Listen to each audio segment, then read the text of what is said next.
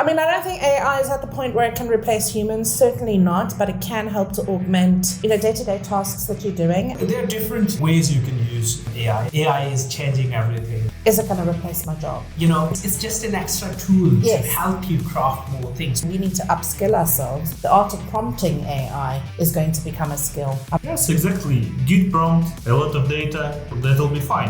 When I need like an expert article based on internal data or something, AI cannot do it in a good way at all. For past 10 years, we've been running insurances, and I fed all of that data to AI, and one thing we noticed was that Thursdays and Sundays, they are the worst.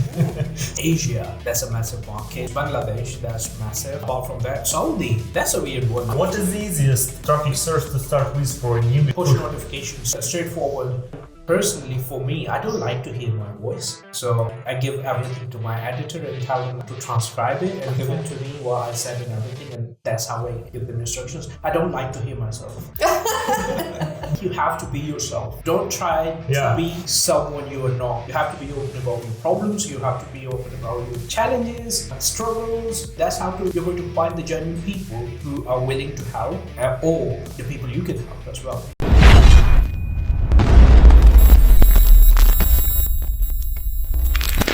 Hi guys, we are here in London at ICE, and we have a podcast with industry leaders to discuss some view about the industry trends, artificial intelligence, regulations, licenses, and more. We have gorgeous Leanne from Affiverse. We have outstanding KJ from Affiliate World Conference from 05 Media Ltd and a lot of projects. So let's start with a little intro about us. My name is Vasilii Gamov. I'm CMO at RichAds at Tech Holding. We provide traffic all over the world, about 5 billion impressions daily, and especially 40% of our traffic goes for iGaming vertical. So Leanne, could you tell us a little bit more about yourself? Hey everybody, my name is Johnstone and I'm the founder of Affiverse. We're a media agency and training business helping affiliate managers to launch, scale, and grow successful affiliate programs.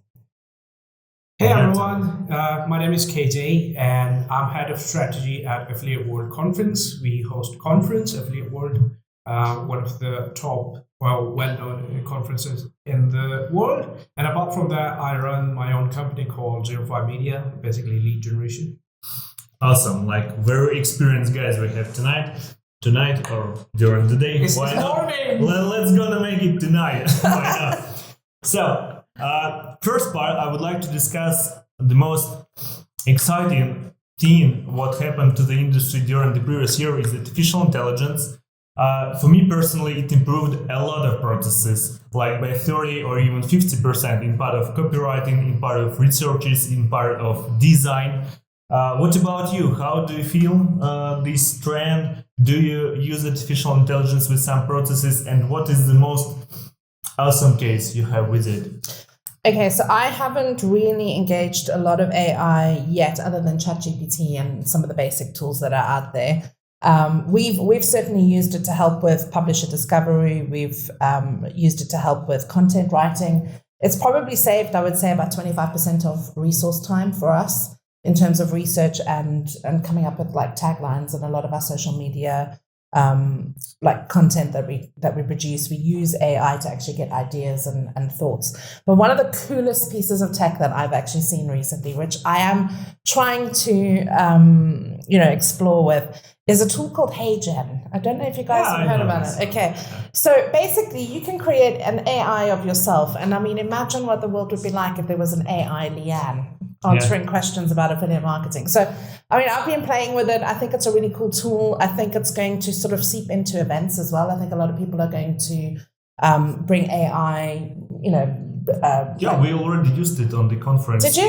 In Athens. Oh, wow. Okay, we made cool. an intro with this. Yeah, like a chairperson or whatever. So, I mean, I don't think AI is at the point where it can replace humans. Certainly not, but it can help to augment day-to-day tasks that you're doing. And I think we should all be exploring it because it's a new wave of technology. And in this industry, when you are tech forward, you're more successful. So that's how we're using it at the moment. Exactly. Totally agree with you. What about your experience with it? I mean, there are different ways you can use AI, and that's the beauty of it. I mean, it covers everything. So one of the things which I usually use within, for example, for my campaigns or stuff is research. That like usually when we were doing all the psychographics and all the, demographic research and stuff like that, it used to take us a week. And now it hardly takes a day to complete everything. So I think, it's super exciting tool, and it kind of like, reduced a lot of time, like and the resources as well, like we used to spend on things. So that's number one thing. The second thing is, of course, when you want to come up with new angles and stuff, that's super helpful. It's another kind of like you can use it as an advisor. And of course, like everybody else uses it, if you sometimes you want to create different taglines and stuff, and you can't come up with different ideas, where it helps you to come up with the stuff where you feel like you're stuck. So that is super helpful. And apart from that, another thing is like creatives. I mean, if you talk about Mid-Journey and stuff, it's amazing the way AI is changing everything. Like usually, sometimes when you're trying to come up with advertising creatives and stuff like that, it's hard, to come up with some unique ideas and everything. Like personally, one of the best creatives I created for our campaign was through AI, where we were running ads for, like, let's say, life insurance. And usually when you come up with ideas, this is just normal casual creatives, but AI came with a creative where it just showed a swing, empty swing, and it was like giving that angle that, just imagine when you're not around, who's going to take care of your kids and stuff. So if you give AI or even ChatGPT enough background, it can come up with some amazing ideas. So of course I'm loving it. But the one thing I would say, and that's a very good example that you brought up, is that AI cannot be used in silo because the context is not there. So especially in things like life insurance, or even in gaming, or any other kind of heavily regulated finance, heavily regulated industries, there's no way that I can see right now that somebody should be using AI without actually having human intervention in there as well. Because the one thing that I'm getting a lot of, and I don't know about you guys, is it going to replace my job? And I think it can't at this point. It really can't in the state that it's in. I know that's a big question, but no. Look, the way I see it, I'm sorry. But the way I see it is, it's just an extra tool to help you craft more things. But of course, like right now, when, for example, even you're talking about compliance. Now, when we're looking at how in regulated verticals how big all these compliance documents are and everything, and to keep in mind each and everything is really hard. So another use we do is like we kind of give it all the compliance guidelines, and then feed all our, like, let's say, ads and everything to the AI and let it kind of audit it. That really helps us as well to come up with stuff. But of course, there is always human intervention.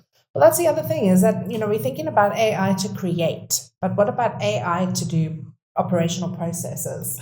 Because I think that's like, I don't know about the two of you, but that's like the bane of my life, operational processes. And keeping abreast of of compliance is also like it's a full-time job, right? Like stuff's changing around the world all the time.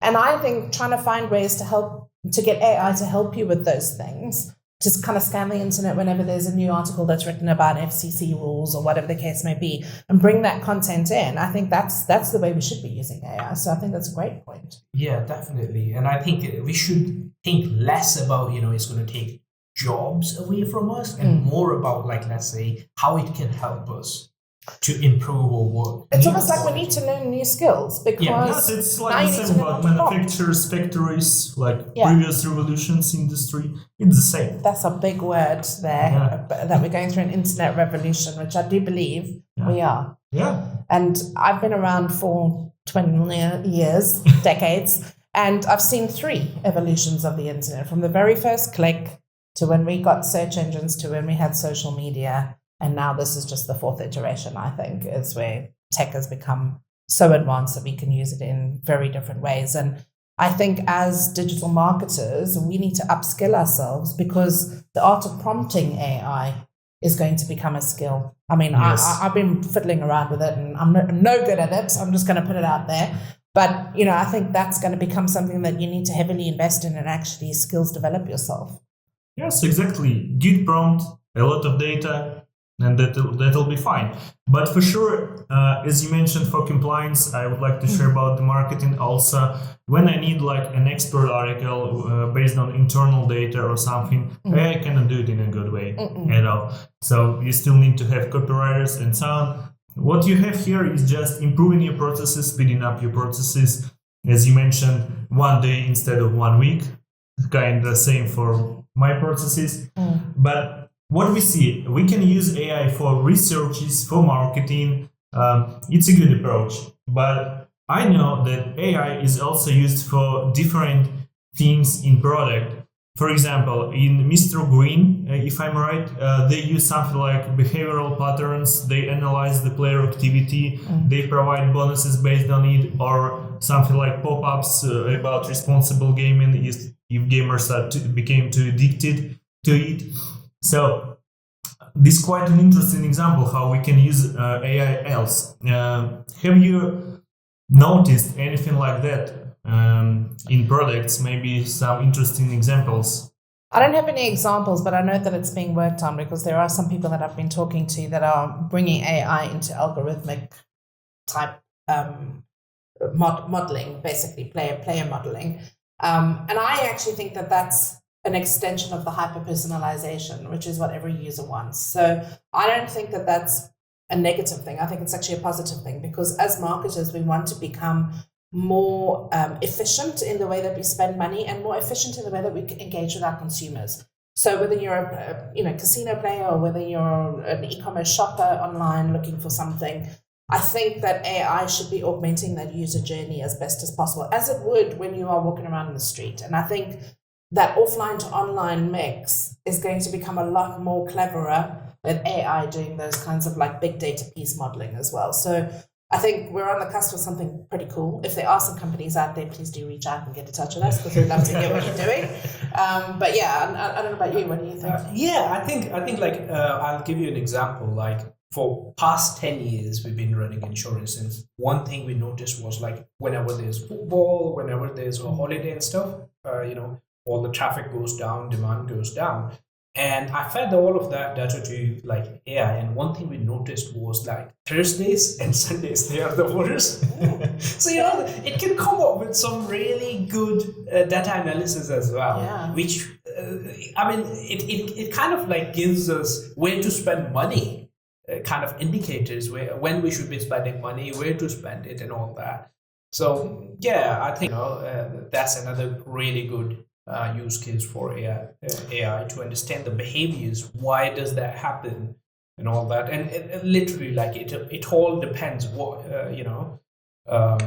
it's all about what questions are you going to ask to AI and what kind of like angles you can take out of it. AI can help you massively in that. Like usually, if I was to kind of like work with that data analysis expert, that would have cost me, plenty of money. But of course, when you have AI, just ChatGPT or the API, you can just do it. Yes, definitely. Really. Well, I was quite surprised at how simple it was to build a ChatGPT model because I wanted a tool that could take all of my podcasts and transcribe them and then edit them afterwards. And I'm not a tech wizard at all, okay? And I could build it, and it took me 20 minutes to figure out how to build it. And now I have a transcribing tool, and it was free. So, it does kind of make you think just how far, if you're really clever enough, how far you could stretch AI. Yes, and with this part about video editing, about subtitles, I remember the time about 15 years ago with my first video blogs and so on. It took me some kind about a week to type these subtitles, to make a transcription. Now I put one button, I do some corrections during 20 minutes, and it's ready. It's done. Yeah. Amazing. Yeah, but I think one thing we should always remember is to make sure you do make corrections as well. Because I see, I always say this, like, use AI, but be smart about it. Don't let other people know that you're using it. Well, that's actually the thing is I can spot AI generated content now because I've been using it so often. I sort of see the pattern that happens, and I can tell whether it's through ChatGPT or whether it's through Bard. So I think you need to. I mean, you do need to still be authentic, and that's a big point actually that I think we should talk about, guys. Is AI can help you be creative, it can help you be efficient, but it can't help you be authentic. You still need to speak to your audience with the authentic voice that makes you. So. Exactly. I mean, it really depends, like, what you're thinking. You have to give that to AI, and it will, like, let's say when it comes to content, it will put it into better words. Like, we have so many people who maybe English is not their first language. That's fine. Yeah. As long as they know what they're doing, AI can massively help them out. But don't get caught. That's just my. Just don't get caught. Okay, I'm sure we can go on with this artificial intelligence part for sure. Let's jump into another part about very exciting thing: regulations and licenses. Yes. Not to be bored, just let's try to keep it short. During the last year, we saw a lot of markets enter the and they became regulated markets. Yeah. I mean Brazil, I mean some states in the US. Yeah. I mean this monopoly in Finland. We had a discussion at Sigma in November. Even they are going to recreate the licensing and regulation systems and allow new brands to enter the market. So it looks like a big trend nowadays. What do you think are the most promising markets at this stage in part of regulations, licenses, and for legal iGaming business there? So there's a bit of a split in this question. So I'm going to answer both sides. So a lot of people are doubling down into Latin America. Because the infrastructure is good, there's quite a robust economy, and there's volumes of scale. And other people that you speak to are doubling down into Africa because there's volumes of scale and the infrastructure is really good on mobile. Like pretty much everybody in Africa has got a mobile and runs a business off their mobile or does transactions through their mobile. So payments are really robust there. Mobile infrastructure is really robust there. I still think that the Eastern European regions are quite interesting from a cultural perspective as well, and they haven't really been targeted, in a large scale, even though they're a smaller populace. Asia, whole other story. I mean, that is just off the wall. I went to Vietnam last year for the first time, and I absolutely loved it. Like it's just like a whole other universe. So I think there's very little on the planet that hasn't been targeted, but I think the main regions for me would be Africa and Latin America. Maybe any specific countries in these regions? I mean, Brazil, obviously huge. I think Chile is quite interesting. We've actually got people based out in Chile, and it's quite an interesting market. In Africa, it would be Kenya. It would be Nigeria. It would be, I think actually Southern Africa, because there's a lot of expats down there. Yeah. And a segment's actually taking place there in March. So if anybody's going to Cape Town, my hometown, and you want to get some tips of where to go, hit me up and I'll tell you where to go where the tourists don't. Unfortunately, I'm not going to be in Cape Town because I'm going to Dubai. So I couldn't do both. But I think Africa is more interesting to me because English is widely spoken in the country, so it's easy to enter. And I think there's a lot of talent in Africa coming out of universities, younger graduates coming out that really want to get into the digital space. So I'd like to see a lot of investment in grassroots training and development to actually help students get into the digital marketing industry, because it's an easy way for them to start earning money and to make a living, make a really good living.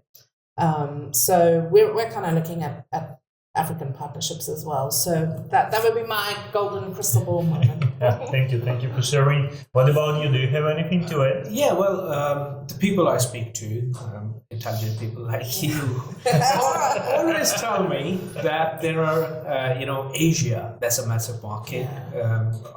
For example, if we look at India, that's a massive population, and that's always excited and really engaging as well. For example, if you're, I don't know if any of you are doing any iGaming work, just associate it with cricket and you'll see the results. Yes, sure. Huge, off the walls. Yeah. So I think that's one of the countries. Then there is Bangladesh, that's massive. Apart from that, Saudi, that's a weird one. You hit the nail on the head there. Yeah. So Middle East, that's another one, and of course Africa. I think Latin America, the thing is everyone's going there. So it's moving out of emerging now. Yeah. I would tend to agree with you. It's moving out of emerging now, and it's actually becoming a more stable because the regulation is coming into play there now. And that's because the volume of money is there. So, after that comes compliance and everything else, which is great because I do believe that we need rules and regulations and people need to be acting responsibly. And typically, you'll find that the brands that are acting responsibly are the ones that last the longest because there's a lot of fly-by-night stuff. And I do want to say to affiliate or to publishers that might be listening to this podcast as well, do your due diligence. Don't just get into bed with anybody that offers you, a high CPA. Look at where that brand is and look at what they're investing in terms of their entire marketing channel, not just the affiliate channel. And pick your partners wisely. That's so true. I mean, usually people think compliance and all regulations, they're bad. They're not. Actually, they help you to improve and build long-term businesses. For example, like insurance.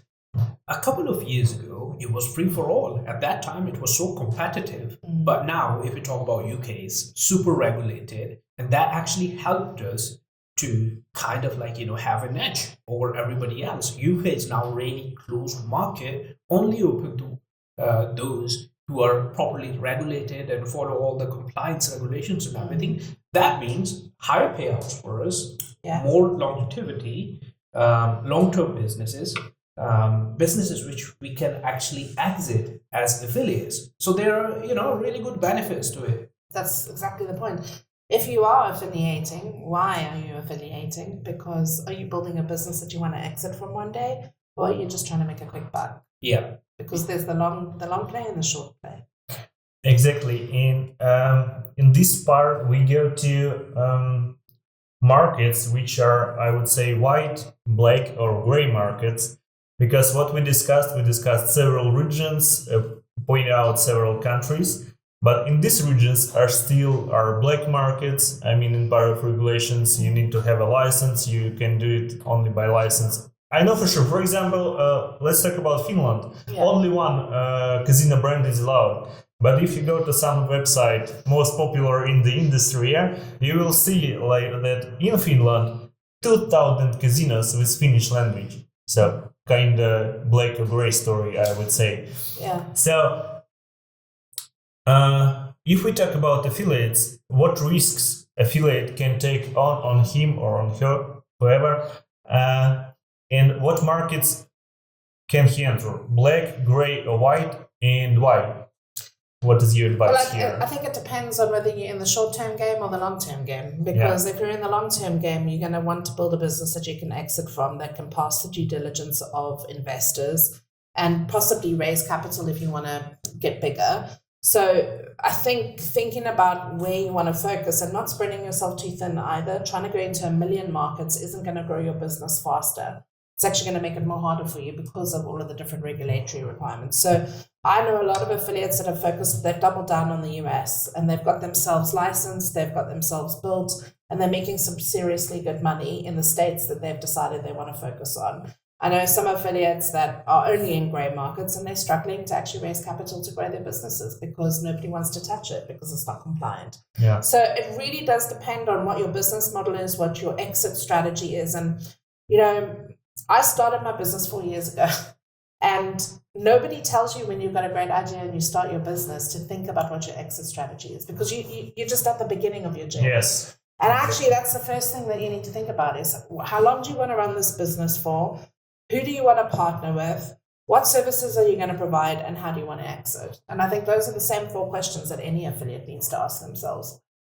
I think I agree with you on this, because at the end of the day, it's either you want to make short-term money or you're going for long-term.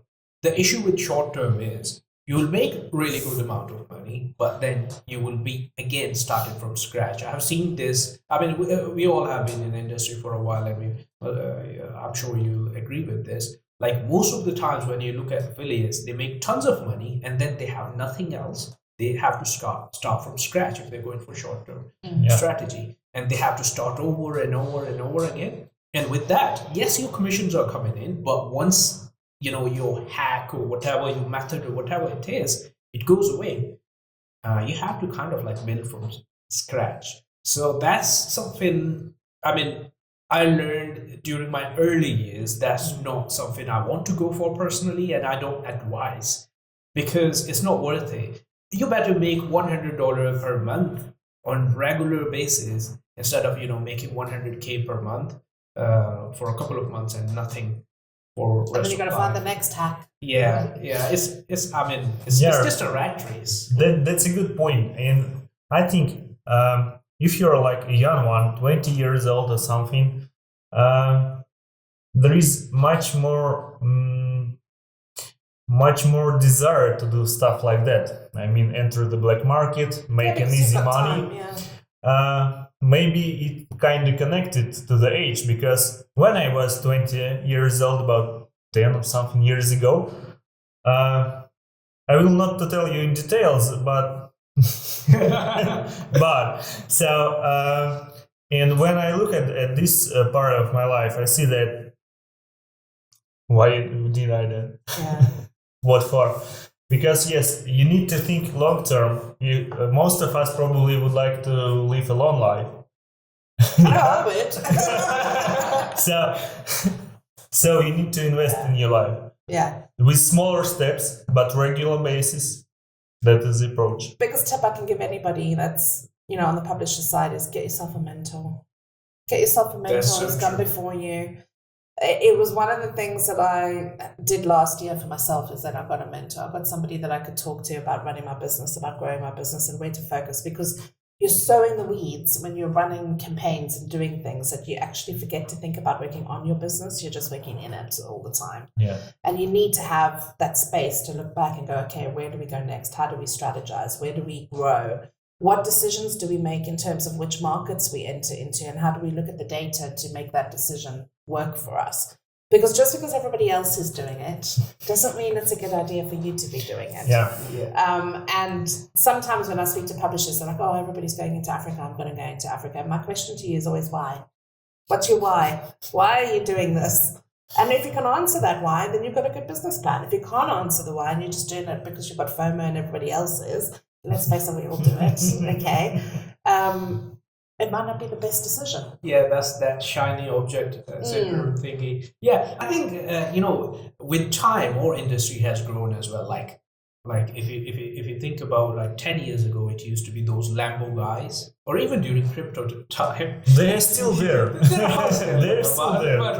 But I see now publishers and affiliates much more mature, more focused on long term as compared to just short term. Good one. Yeah.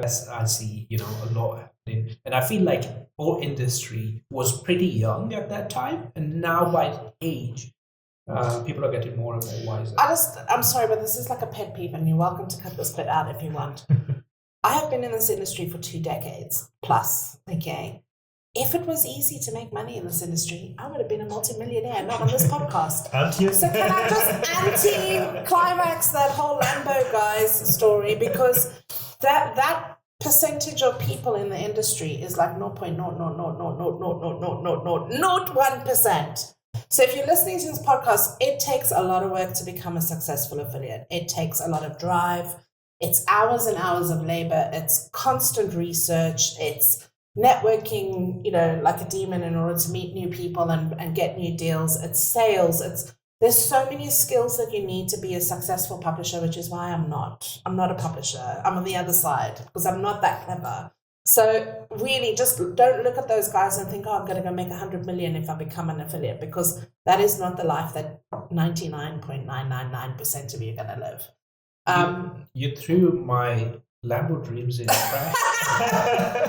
No, but there's so much, it's a pet peeve of mine. There's so much, and I'm going to be explicit, but crap content out there about affiliate marketing. And it is what led me to start Affiverse, to actually tell the real deal, tell the real story about how affiliate marketing works and how it takes, what strategies you need to put in place in order to grow programs and to work with partners efficiently. Because 60% of the affiliate managers that I train don't actually know what an affiliate does. So how can they possibly support them? Yes, good one. So sorry, my rant's over now. The industry definitely needs more education. And all of us do it, so we need to do bigger. Yeah, I mean, that's so spot on. There's so much goes on behind the scenes, which hardly anyone talks about. Yeah. Like talk about how many of marketers go through depression, mental health issues. Totally agree with you. I mean, this job is not easy. You're a salesperson, you're an accountant, you're a creative manager, and all that. Even if you have teams, you have to train each and every one of them. And you're on all the time because the internet never sleeps. Exactly. And so mental health is a big issue in our industry, and I see a lot of affiliate managers getting burnt out because they're not supported properly by companies that they work with, because those companies don't understand the role. Being an affiliate manager is one of the most complex jobs that you can have, because you have to be an expert in every single traffic source. And you need to be able to work with every single type of publisher and understand what they're going through if you're a really good affiliate manager. And it can take a toll. It really can take a toll. And we don't talk about it in this industry enough. Yeah, and it's same on affiliate side as well. Yeah, absolutely. My wife is in mental health field, and she attends conferences with me and all that. And it's funny, she asked, all the networks, what you do for your staff or for your affiliates, their mental health and all that. And they're like, what are you talking about? There's nothing. There is nothing. But there are still some examples. For example, we have these social programs. We invest in mental health. We hire a psychologist, so everyone in our team can go to a psychologist, take some care of himself, herself. But the thing is, it's not widely spread. Yeah, it's not widespread, and no one's talking about it. Even if the companies are doing it, they're doing it internally. They don't talk about it. Yeah. I think there is a need. There's definitely a need for coaching. Okay, another podcast gonna be about mental health, I think. I think that's a good topic. Okay, so it's kind of hard to be an affiliate manager. It's kind of hard to be an affiliate. It requires a lot of education, a lot of skills, knowledge about a lot of different traffic sources. And here we go to traffic sources. What is your top? Because in iGaming, there are a lot of them, like the most powerful SEO or PPC traffic. Next goes to Google USC, Facebook or something. Then go push, pops, native ads, and so on and so on. So what are the most favorite for you and most potential for the upcoming year? Okay, so I'm a huge believer in the power of micro and nano influencers. Shoot me down if you disagree. But if you want to get in front of the right audience, the riches are in the niches, okay? And I still believe that there's opportunities to exploit that, especially in gaming. Maybe not so much in other channels. But don't do it. What else? Yeah. Sorry. That's all right. So I think nano influencers, micro influencers. I think streaming is okay. I mean, it's more like brand awareness, I think, for that. Where I've seen some really great opportunities is in tech. So affiliates that are actually building really cool pieces of tech that either upsell or retain, or anything that's gathering first-party data is amazing, which you should be doubling down in right now. And I actually do a lot of business with retargeting publishers that do media buying and actually sell on a performance basis. So that's kind of my sweet spots at the moment. Thank you for sharing. What about you? For me, I'm not into iGaming, by the way. But yeah, just in general, maybe. Generally, Google is my favorite. 100%. Media buying, that's amazing, super good. Facebook, not so much. I mean, there's tons of issues, especially after new recent updates and all that. Apart from that, one thing though I learned and I admire most from iGaming affiliates is the way they grow organic traffic. Tenacity. That's amazing. Yeah. Like, look at the Telegram groups and the traffic they're driving from Telegram and stuff like that. TikTok, that's a massive one as well. So overall, in organic, I think my favorite most would be TikTok and Telegram traffic. The way they nurture leads, the way they nurture all the users, that's amazing, and that's something we can take inspiration from. So I'm going to just throw a curveball to you now, because you know Facebook better than what I do. If you look at TikTok and you look at Facebook, what are the best parts of each at this point right now? Because you said that they've made a lot of changes. So the thing with Facebook is it's a massive organization and it's messed up. The tracking is now messed up. Targeting is messed up. It's you can't really now target the way it used to be. Like previously, Facebook turned into one of the biggest traffic sources was because of their targeting options. But now, because of all the regulations, they got sued so much and they messed up so much that you can't really target people. A few years ago, even a kid could run a successful campaign on Facebook, and that's why most of the marketers or gurus, with Lambos, Lambo guys. Exactly. I mean, Lambo guys, because Facebook was easy, they made millions. Yeah. And now, because you need real media buying skills and all that, it's hard for them to crack anything. I see a lot of thing in D2C e-com brands. Yeah. Sorry for hitting on you, but yeah. So what is the easiest traffic source to start with for a newbie, for example? Because all of us have experience. We talked about which one we prefer. But if some newbies watch us, what is the easiest way to start? Push notifications, straightforward. Not many skills required. All you need to do is you need to have right creatives, and then just build your blacklist and whitelist and test. Yes, there are also some targeting options. Some you can start with some budgets like 100, 200, 500 to have some result. That's it. What else besides push? Facebook became quite complicated, you told. Maybe anything else like influence. Is it easy to do influencer job? What do you think? To do stuff like that. It's not easy to be an influencer. It's no. Push is much more easier. Yeah. Okay. The thing is, when you, especially where you have to show your face, because sitting in front of camera and talking to yourself. I hate it. I mean, a team has my face on everything, and I hate it. It's a pet peeve of mine. It's get my face off things, because it's not about me. It's about all of us. It's about all of us in this industry, educating everybody else.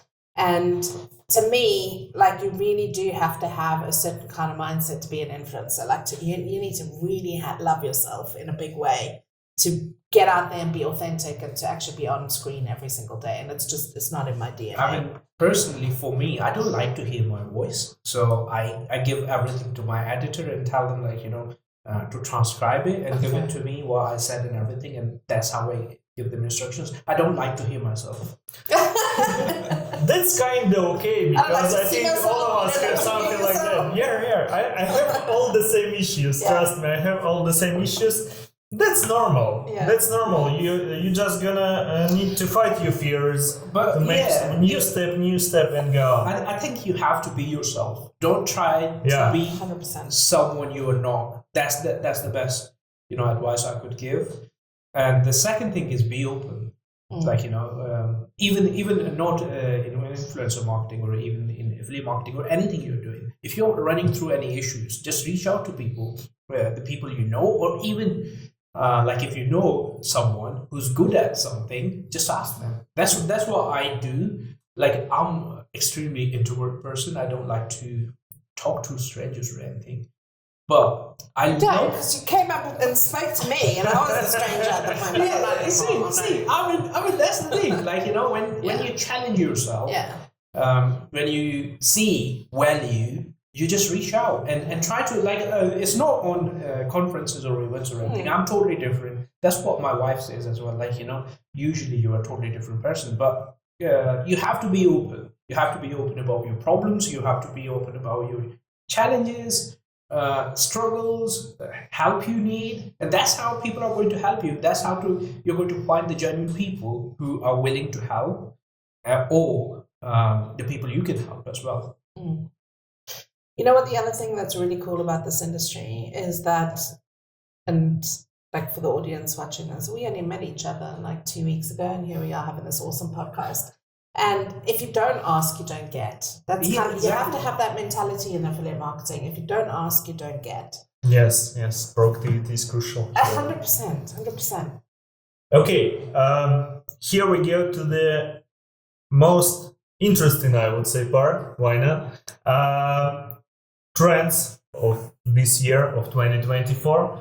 What trends do we see on the market? But let's divide it in two parts. First, I would like to discuss trends in which you are exactly with your company, with your projects. And in the second part, we're going to discuss trends which are on the market and why did you skip it for this year. Okay. Probably there are some because you're unable to catch every trend and do everything. Yeah, so it's very interesting. Why do you prioritize this one to this one? So personally, for our holding, for example, we launched an affiliate network. We're going to launch some SEO projects during this year. So we are growing. We have a traffic source. We have websites. We have affiliate network. Soon, I hope we will have more products. So it's growing, and not about a monopoly, but kind of big one. Yeah. So it is the main trend. The next trend is about iGaming, because it's already, as I mentioned, 40% of our business, and we keep on growing with it. So it's, I would say, two main trends for us, and which we are following. What about you? What trends for your company? So for me, we don't really follow trends, but we are doubling down on products. So for me, training is a very, very important part of my business. And it's also an important part of me, because I believe that training is a big need. There's a big need to train affiliate managers in this industry. And it's why I started this business. So we're doubling down on tech to actually enable that, to actually scale it. And we're doubling down on content, because that's what I'm good at. So I'm just focusing on what I'm good at this year. I do believe that there's a huge opportunity in this micro and nano influencer segment, which affiliate managers don't really understand yet. They're sort of trying to figure out how to bring ambassadors and influencers into their affiliate programs, but they haven't clicked it yet, like to make it really work. A lot of the tech stacks are actually investing in products. So Impact.com has a product which helps to manage influencers. There's hundreds of other products out there. I'm not affiliated to anybody. And I think the trend that I'm going to kind of veer away from, because you asked about that as well, is the shiny thing syndrome, which has been a problem for me. You know, like I'm a big visionary, and I'm like, oh, we could do this, and we could do this, and we could do this. And, Yes. But if you do all of these things and you don't double down and focus It on one, requires a lot of resources. so in our team, we have something called the scope creep. And every time I open up my mouth and tell the team, oh, we're going to go do this, I just get scope creep. So that's the thing now. I'm not allowed to scope creep this year. So that's what I'm going to veer away from. I'm going to just focus on the things that we're good at. Nice approach. What about you? Okay, so for Affiliate World, we are trying to focus more towards increasing the attendee experience, enhancing that. We recently launched Affiliate Awards as well. So that's something we are trying to work on. We are trying to work on, again, as you said, with the networks or with the clients, to help them understand affiliate mentality more, to focus more towards that, to connect them better. That's why we recently rebranded STM Forum, which is one of the oldest forum, rebranded it into Affiliate World Forum now, where all the companies and affiliates can connect with each other and try to understand what each other is about. Now, if we talk about personally, for my own project and my business, I'm looking at number one, growing my team further, and the second thing is organic. Move away from paid advertising and focus more towards organic growth. That's something. Because of the price, because of the long term. Of course, you have to, like, yes, media buying works. You're still profitable, But still, unless you don't have organic growth, media buying can stop anytime. For me, in comparison, organic is much more cheaper. It's like 3 times cheaper in comparison to Google. Yeah. There are lower amount of leads because it's quite new one, but still it's growing. So I can comment on that because my entire business has been built on organic only. I have never spent one single dime on paid media since I launched this business. So everything has grown to where it is right now through organic content. It is slightly cheaper because you have a longer term burn, but the quality is so much better. Like we bring in clients that want to be with us for the next 18 months to 2 years, whereas some agencies will spend money and they'll bring a client in that'll be with them for 6 months and they'll offset the cost of the paid media to bring in that lead. We've never done that. And maybe I'm weird, but I just never had the money to spend on paid media up front. So we did everything organically, and I would agree with you. It's longer term. Organic is the long term, and the thing is, media buying cost is rising every day. Yeah. And especially the way where economy is going, it's not going to be easy. A lot of us are, going to see some really tough days. So yeah, it looks like organic is a king of this year because we are talking too much maybe about organic traffic, but we talk about it, and I see a lot of new companies, a lot of new medias on the market and in the gaming market, in any industry, and even I'm going to attend tests in the end of February. I checked the agenda. SEO, Black Hat SEO, how to run websites, how to launch SEO.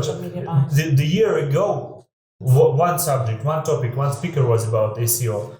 This year, like 5 or even more speeches. Because everybody's worried about cookie deprecation. That's true. That's true. I mean, and actually, I built like my blog site and everything. That's super organic as well. And I agree with you. The results you see, it's always super high quality. And if you look at like in our mailing list, I can see we have like subscribers since 2010. Oh, I'm like the Hotel California. When you subscribe to Affiverse, you never leave. Okay. Yeah. Subscribe to Affiverse. No, but it's because we're authentic, because we only put out content that our audience needs and wants. And the reason why we've grown that way is because of organic. We've attracted people that only need and want what we have to deliver. So you could spend a lot of media money and get a whole big list of newsletter subscribers, but they're going to flip out and then you've lost your ROAS, as they say, because it's not going to be longevity. Exactly. But if you can, like in my case, what I've always done is I followed the subscribers. I always followed what kind of stuff they're interested in and stuff like that. Like I would never hesitate to bring in even my competitor to give them insights. So do I. Yeah. So it's exactly the right. It's all about providing value, less about And when you launch all these media buying campaigns, the focus is just converting a customer at that moment. After that, you don't care. And I've seen this, like most of the times people don't care afterwards. But if with organic, the thing is you have to keep nurturing them and keep providing. But let's also just be clear. Media has a very definitive place.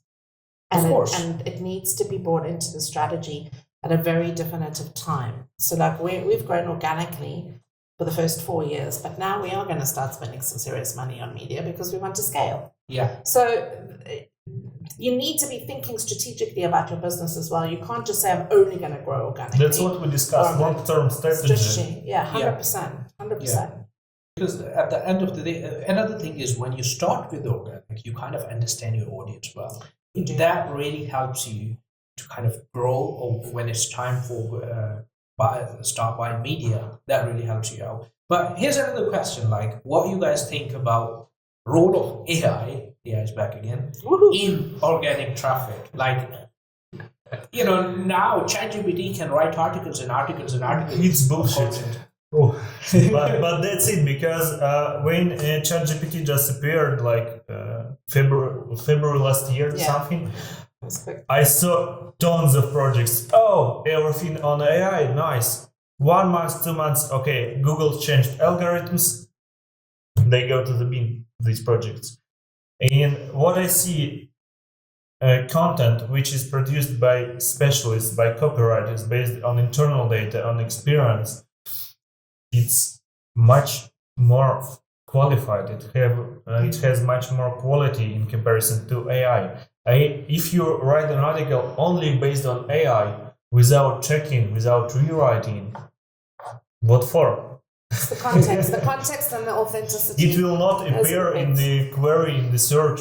Yeah. At all. Yeah, that's The same experience for you guys? That's it. Yeah, It doesn't work like that. I mean, if you just want to throw content without any oversight, yes, it's useless rubbish. Well, people are gonna tune out to that, because I think I read an article once, and I'm gonna be a bit explicit, a tsunami of shit content that keeps coming into the internet, and consumers are just gonna blank it out. It's like when we had television for the first time, people used to actually watch the ads. Now everybody skips past the ad if they can, and if they can't, they just won't watch the show because they don't want to see it and they don't want to hear it. Yeah. So you can try and do the tsunami approach, but I don't think it's going to work long term. So again, you're asking yourself, are you doing a short-term strategy or a long-term strategy? The general idea of this podcast, I would say. Okay, looks like we covered a lot of subjects. I suggest to stop here. Okay. For now. So thank you for visiting this podcast. It was amazing. Thank you for sharing your experience. Press like button if you would like to see more content like that. Subscribe to our YouTube channel. Let us know if you would like to see a podcast about mental health. We figured out it's quite important subject and nobody covers it. Probably there are a lot of content to discuss and help our audience. Why not? So subscribe, click the like button, share with your friends, and see you on the next podcast. Thank you. Thank you guys. Bye bye.